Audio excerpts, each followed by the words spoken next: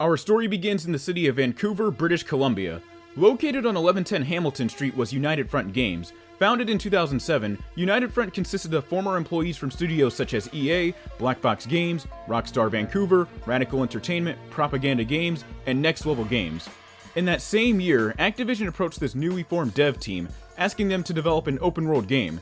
United Front jumped on board and was provided with funding for additional employees. Development got started in 2008, with the project being named Black Lotus. During development, Activision took notice of how similar the gameplay structure was to both of their true crime games. The game was open world and revolved around a plot about an undercover officer infiltrating a criminal organization. Once they got an idea of what Black Lotus was like, Activision was more than eager to publish this game under the True Crime brand, believing that this would renew the public's interest in the troubled IP. In November of 2009, Project Black Lotus was finally revealed to the public as True Crime Hong Kong. A release date wasn't given, and in my research, I wasn't able to find a projected release date. Development of True Crime Hong Kong was going pretty smoothly for a while. However, trouble would find its way on United Front's doorsteps when Activision announced the cancellation of True Crime Hong Kong via their Q4 2010 financial report on February 9, 2011. The reason being, according to Activision, was because the game wouldn't be able to stand out in the already competitive field of open-world games. Before the game got cancelled, executive producer Stephen Vandermesh, I apologize for butchering his name, said in an interview with the now-defunct magazine Computer and Video Games, quote, "I think it's extremely important in an open-world game to know who you are and what you're doing. I think putting the undercover cop element in there introduces a completely fresh take, being caught between these two worlds, feeling that tension. I think it's going to feel completely different." End quote. Later that year, then CEO of Activision, Eric Hirschberg, had this to say in an interview with Engadget, quote, "The game had been delayed twice, the budget had increased twice, and it had ballooned to a size where it was going to have to be a pretty incredible success in order to be worth the investment that it was taking to get it done." End quote. True Crime Hong Kong was no more. Across the ocean in London, General Manager Lee Singleton of Square Enix Studios London saw potential in True Crime Hong Kong. Square Enix then acquired the rights to the game, but decided to not buy the rights to the True Crime IP, effectively killing the True Crime franchise as a whole. This project's new name was Sleeping Dogs. On August 14th, 2012, Sleeping Dogs was released worldwide for the PlayStation 3, Xbox 360, and PC. 2 years later, on October 14th, 2014, the game would receive a re-release on the PlayStation 4, Xbox One, and PC as Sleeping Dogs Definitive Edition. The Definitive Edition included all story DLC and all costumes. Sleeping Dogs had one wild ride over the course of its development. It's a miracle it even got picked up by Square Enix of all publishers. As sad as it was that the True Crime branding got dropped, I think that this was a blessing in disguise. In my opinion, Sleeping Dogs is a good enough game to stand on its own 2 feet and not have to rely on name recognition alone to sell more copies.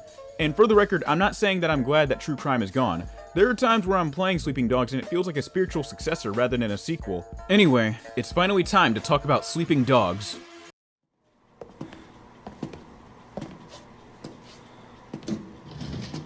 It seems that the evidence against you has failed to appear. How do you explain that? You must be a very dangerous man, Wei Shen. The story of Sleeping Dogs takes place in Hong Kong in 2012. You play as Wei Shen, who is an undercover cop sent to infiltrate a triad known as the Sun On Yi after he gets arrested during a drug deal gone wrong. While in a holding cell, Wei meets up with a childhood friend of his named Jackie Ma. Jackie tells Wei that he works for a guy named Winston Chu, the leader of the Water Street Gang, and that after they get out, Jackie can see about letting Wei join. Wei is then called to an interrogation room and debriefs with his superiors, Superintendent Thomas Pendrew and Inspector Raymond Pak. Now that Wei has a connection to the Water Street Gang, his new assignment is to get close to Winston and rise through the ranks of the Sun On Yi. This is where the game begins. Throughout Sleeping Dogs, you'll be tackling 2 mission types, Triad and Cop. Triad missions are the more action-heavy of the two, and you'll be doing typical action game stuff like fighting, getting into shootouts, car chases, the usual action game stuff. Cop missions, on the other hand, are different. They're less focused on action and more on puzzle solving. In these missions, you're usually trying to track down a drug dealer or solve a murder. You'll find yourself doing stuff like sneaking around, tailing suspects on foot or by car, tracking down a phone signal, and using surveillance cameras to find a suspect. I really wish there were more of these missions because I love that they slow the game down from all the action to let the player breathe and feel like they're a detective that's on the case. I'm not gonna lie to you. When I first played Sleeping Dogs, I didn't like these cop missions at all. But the more I played them, they grew on me, and I eventually came to love them. Thankfully, I have Sega's Judgment to scratch that itch for an action-adventure/detective game. Which, by the way, if you're a fan of Ace Attorney or LA Noire, please check out Judgment.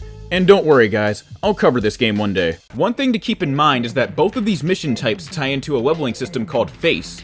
Face is a system where you are rewarded points based off of any action taken during the course of a mission. For Triad missions, you gain Face points for chaining together combos, using environmental hazards, knocking enemies off the road, and during the occasional gunfight, pulling off headshots and shooting explosive objects. Basically, you get points for being a John Woo protagonist. Damn, it feels good to be a gangster. A real gangsta-ass nigga plays his cards right. A real gangsta-ass nigga never runs his fucking mouth, cause real gangsta-ass niggas don't start fights. Once you get enough Face points for Triad or Cop, you will get a skill point that you can spend on a new ability in one of the 2 skill trees. The skill trees are very small, and you'll have to grind a lot just for 1 skill point. Back when I first played this, I had forgotten there was a skill tree until the last 3 missions of the game. Keep in mind though that even though you're playing a Triad mission, there are Face points for Comp actions as well. Just as you're supposed to increase your Triad points to the highest level, you need to make sure that you don't lose any points off of your Comp Face. You lose these points by hurting civilians, Hey, look, I ain't never put my gun on no citizen. failing to clear an obstacle during an on-foot chase sequence, and driving recklessly. That last one is the main reason why I didn't get enough skill points for the Cop tree in all of my playthroughs of this game. Trust me when I say that I'm an all-around terrible driver in open-world games like these. Not only that, but if you so much as tap someone's bumper, you lose points. Also not helping is that every now and then you'll find yourself in a chase sequence and you can't help but drive recklessly when chasing someone or being chased yourself. During hand-to-hand combat and shootouts, you have what's called a face meter that sits right next to your minimap. When this meter is filled up, Wei gets his health back and he can dish out some extra damage until the meter runs out. This is good for when you're in a pinch and your health is low. It's also good for taking down heavier enemies too. Okay, so let's get this out of the way immediately. During the latter half of the 7th gen, a lot of action-adventure games decided that they wanted to mimic the combat of Batman Arkham Asylum. You know what I'm talking about. Punching the enemy a few times, dodge, wait for a counter prompt, counter the enemy, beat them up some more, rinse and repeat. That's how the combat in Sleeping Dogs works, except it has a few of its own quirks as well. The way that Shen and the enemies move and fight is reminiscent of fight scenes you'll see in Hong Kong action flicks, which is exactly what the dev team was shooting for when designing the combat system. Fun fact, you can unlock Bruce Lee's famous yellow jumpsuit from his last film, Game of Death, by completing one of the Fight Club activities spread throughout Hong Kong.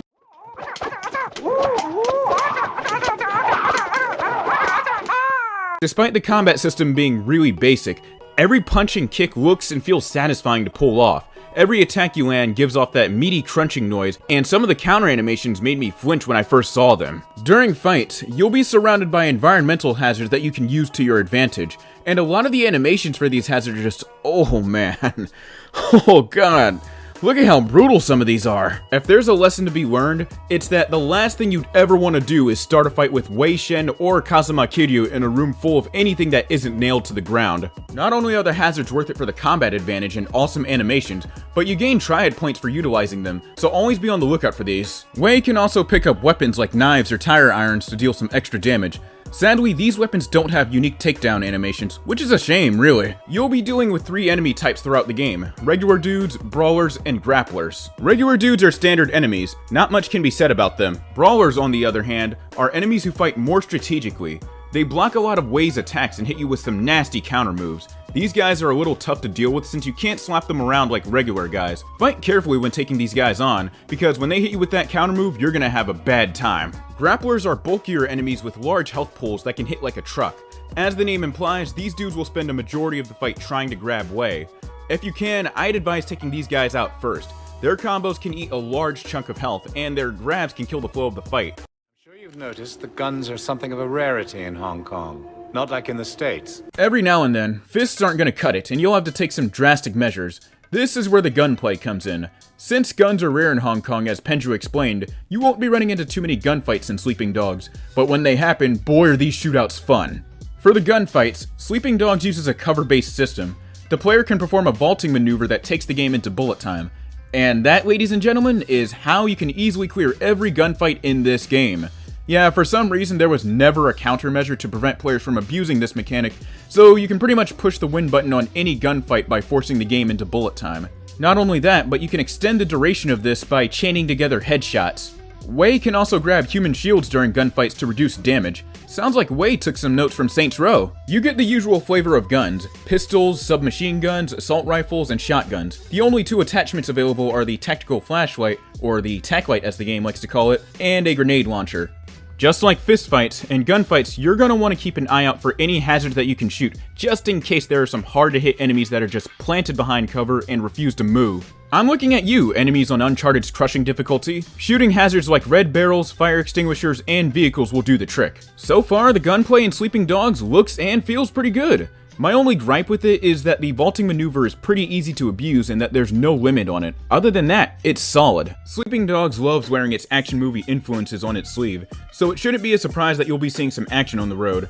During drive-bys, you'll either be in control of the car or someone else will be driving while you shoot from the passenger side window. When guns aren't being used during car chases, you'll find yourself trying to take down an enemy's car by way of ramming it. While driving, you can press the square button if you're on PS4 to have your car ram forward. You can also push the analog stick in any direction except backwards to have your car ram in the direction of your choosing. Nothing is more entertaining than watching the enemy you rammed into lose control of their vehicle and spin out uncontrollably.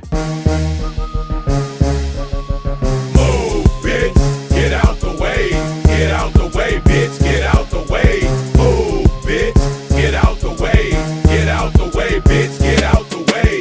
Move, bitch, get out the way. Alright, so check this out right here. Wei can perform this really cool maneuver called Action Hijack. He does this by jumping from the car he's in, landing on the roof of the other vehicle, forcing the door open, and throwing the occupant out. It sounds crazy when I put it into words, but it's something that has to be seen to be believed. This mechanic becomes important in side missions where you hijack armored trucks that contain large amounts of cash.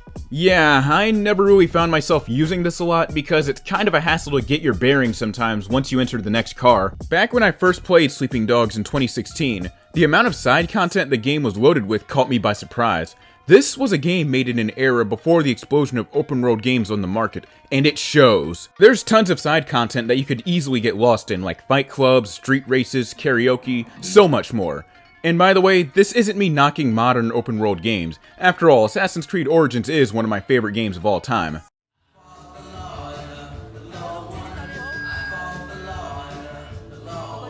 The Fight Club activity is basically an endurance mode where the enemy numbers and difficulty increases the higher you go. To this day, I still struggle with trying to beat the second to last round. Street racing is pretty neat. What I like is that unlike Grand Theft Auto and Midnight Club, the game creates walls and roadblocks for the race so that you don't get blown off course while you're driving at top speed.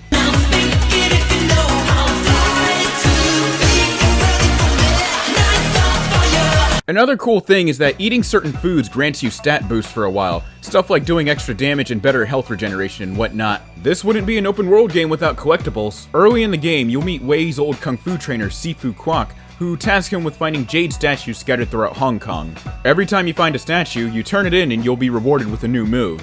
You'll be taken to the training mat to learn how to use the new move while beating the hell out of Kwok's students. If you have time to spare, try looking for as many statues as you can find. It can't hurt to have some new moves up your sleeve, especially for the later missions. As you dive deep into Hong Kong's criminal underworld, you're gonna attract the attention of the police every now and then. Maybe it's just me, but I never really found myself going out of my way to trigger a police chase outside of a mission. It gets to a point sometimes where I even forget that Sleeping Dogs has a wanted system in the first place. If your console or PC is connected to the internet, and if you have people on your friends list who own this game, you can look at the leaderboards for certain actions such as driving without hitting anything for a long time, surviving a police chase, chaining together headshots, and so on. You can view these leaderboards in the game's social hub. Sometimes these challenges will show up out of nowhere in the open world, and it's completely up to you if you want to partake in the challenge or not. When it comes to open world games, Sleeping Dogs did a great job at standing out from the crowd. It did more than be a GTA clone or an open world game with a large yet empty sandbox. That's why I wanted more out of Sleeping Dogs. I wanted a sequel. There was a sequel in the works that had some really neat concepts and ideas, but it was reworked into a multiplayer-only game. Not helping is that United Front Games would eventually shut their doors in January of 2016. What really makes this sting is that United Front never gave a reason for why they shut down. It just happened out of nowhere. So what was this potential Sleeping Dogs sequel supposed to be like? According to a design document, the sequel was supposed to have the player in the shoes of Wei Shen again, except this time he has a partner named Henry Fang who is a corrupt cop. Ever see the movie Training Day? Think of it like that, except it takes place in China. My nigga. Not only that, but the player would have been able to freely switch between characters whenever they wanted. There was another feature as well where the player would be able to use a phone app to command the city's police force, similar to the CTOS phone app released for Watch Dogs 1 back in 2014. And don't worry, I will talk about Watch Dogs one day. So why was Sleeping Dogs 2 cancelled? According to a letter to shareholders penned by Square Enix in 2013, the company thought that the competition was too fierce. Square saw the major blockbuster releases in 2013 such as The Last of Us, Grand Theft Auto 5, BioShock Infinite, and Assassin's Creed 4, and thought that Sleeping Dogs wouldn't survive being released in an era of competitive AAA releases. Instead, Sleeping Dogs 2 was reborn as an open-world multiplayer game called Triad Wars. It took place in the same world as Sleeping Dogs and was released in beta in 2015. To keep it short, it was a game in the same vein as GTA Online. Triad Wars' servers were eventually shut down in January of 2016, the same month and year that United Front would shut down for good. I don't know if we'll ever get a Sleeping Dogs 2, but I hope that whoever develops it takes the ideas that United Front had with the Training Day plot and uses it to its fullest potential. Hey guys, thank you so much for watching this video. Make sure to subscribe and to give a thumbs up. And I'm thinking of sticking with this review style of video because I really enjoy doing all the research, writing out the script, and doing all the editing and finding all the necessary footage and just watching the project come to life. This is something that I've always wanted to do on this channel ever since I started uploading videos when I was 14. But I didn't have the necessary tools to do all that. But yeah, let me know what you guys think, and I'm still going to be uploading Let's Plays, but it's going to be way less because I want to focus on writing scripts and gathering footage. So I apologize for anyone that's been watching for the Let's Play content for a while, but yeah. But still, thank you all so much for watching this video. Make sure to subscribe, turn on notifications, and if you want to keep up with my projects, follow me on either Instagram or Twitter, or if you just want to hang out, make sure to join my Discord server. Links to all of that below. So yeah, thank you all so much for watching this video, and I'll see you in the next one.